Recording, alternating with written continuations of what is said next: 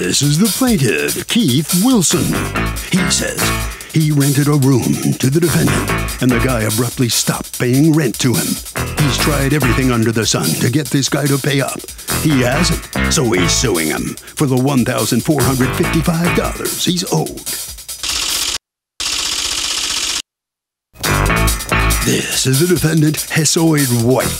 He says he was all caught up with the rent after falling behind when COVID hit.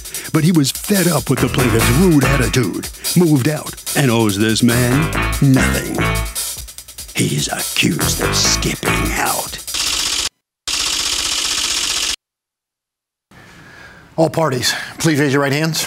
Welcome back to the People's Court. Next case on the docket. The plaintiff says the defendant owes him money, and all he's getting is the runaround, and he's had it.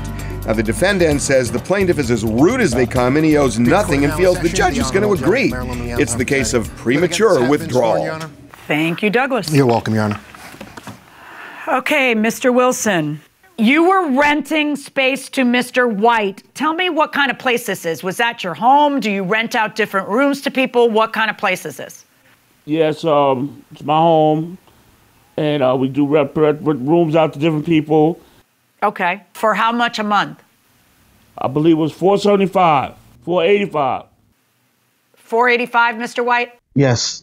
Okay. And according to you, Mr. Wilson, he didn't pay you June, July, August, or September, correct? Correct. When did he move out? Mid-September. Okay. And what would he tell you? What excuses was he giving you for not paying you rent? Kept saying they messed up his check. He didn't get his card. He was telling me every excuse under the sun. And I knew it was bull. But you know what? I was going through some grievance because my mother just passed, and I wasn't really going through a lot, and I just really wanted him out, just get out. And finally, I seen him outside with him and his mother and somebody else moving out, and it was like right around my birthday. That's why I remember so good, because thank you for my birthday. Thank you for my birthday present. Okay. So according to you, he moved out in September.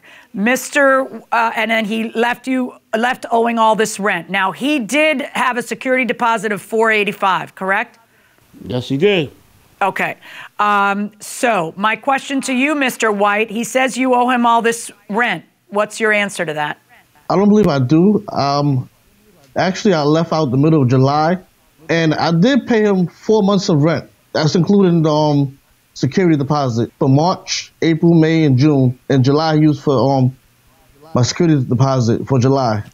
Can you prove you moved out in July?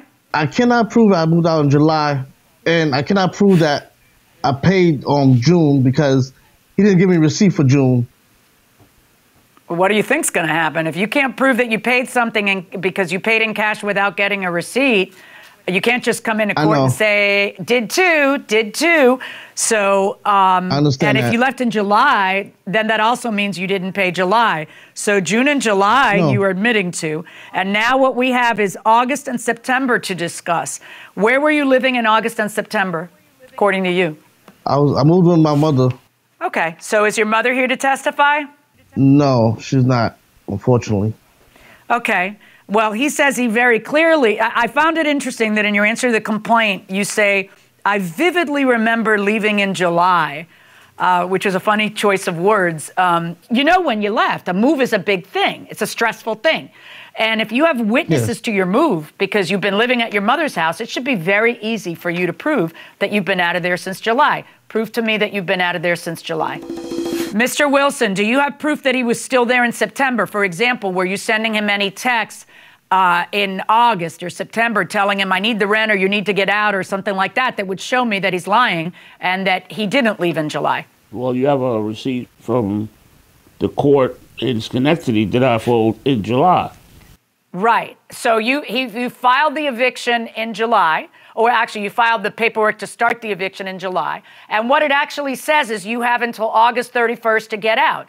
And then what he does is he leaves in September. It makes sense to me. But I'm asking you, do you have any text between you and him that would show that he was still there in August? No, I don't. Okay. Do you have any text between you and he? I erase everything because my phone doesn't store that much, so When they leave, Okay. it leaves. But I know not to. I know not to now. Yeah, either that or just, you don't have to store everything. Just take a picture of it and email it to yourself, and then you can get rid of it so that you have the proof. But you should always probably video someone leaving, because then that'll be date stamped also. And then you don't have a swearing match. But Mr. White, you are the person in the unique position to be able to prove to me when you left. And you are certainly not doing it. If your defense to owing the rent is, oh, no, I left earlier, then you're the guy who has to prove it, and you haven't.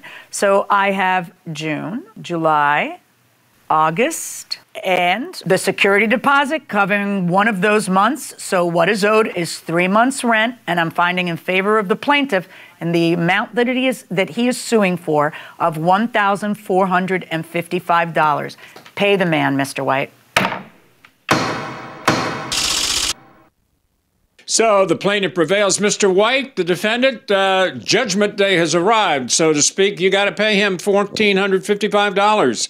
What are you thinking? I wish that I had my evidence to prove my side of the story. Well, you didn't, and that's really what cost you the case, at least partly of it, you know. I understand That's now. about it? All right. Yes, unfortunately. $1,400. I wish the best. All right. Well, good luck to you. Mr. Wilson, this has been a rough road for you. I know you said his moving out was like a birthday present for you. Yeah, I sure did. I wanted him out. Yep. Well, you're going to get the money, $1,455, just what he owes you, and obviously it was worthwhile going through that. What about filing the lawsuit? You glad of that? You did that? Well, I just wanted my case to be won. That's it. That's as far as it's going to go. Do you have many problems like this with renters who come in to live in your house with you? Fortunately, it happens. I mean, I got another one that I had to take to court as well. Well, I'm sorry for maybe you should be more selective about who you let move in with you. Anyway, that'll do it for the case. It's pretty cut and dry. Right. You win and you get your money back. Okay. Well, congratulations. Okay, Doug, here's the thing. If you are a tenant and you are moving out, you got to let the landlord know in writing when that move-out date is, when you actually moved out. This is a good example that if you don't do that, you just leave, then all of a sudden it's loosey-goosey, and the landlord's going to say, no, he left later, and therefore he owes rent. You got to put it in writing. That is the cardinal rule in most of these cases. Hey, judges, to each of you, are you a pessimist, optimist, or realist? Question from Amy.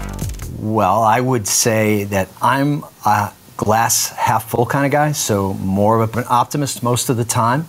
I think you're going to see it a little bit differently, and I reserve the right to have some rebuttal to whatever the hell you say about it. No. You are, no, I think you're an optimist. Yeah, I am. I mean, they say optimists look at situations and they see an opportunity, and the pessimist looks at a situation and sees the dangers that lie. Let me rephrase that. I think you're a happy pessimist. I don't think you're an optimist. I think you will look at a situation and the kids make fun of you because you'll go nuts. This is a disaster of biblical proportions. Yes, I do. Like you do have a tendency to overreact. Right. Somebody just spilled a glass of milk and you go. That happens. But you do look optimistically at what might happen tomorrow, I guess. Right. And you're happy. The problem with being a perpetual optimist, or usually an optimist like me, is that you end up getting bit by the same dog over and over and over. Exactly, which is why I am what I like to call a realist. Yes. If you expect nothing, you will not be disappointed. Right. I just assume that things are going to go wrong, so I plan for it. Right. And it's a tough way to go through life, but I am seldom disappointed. No, that's true. Right.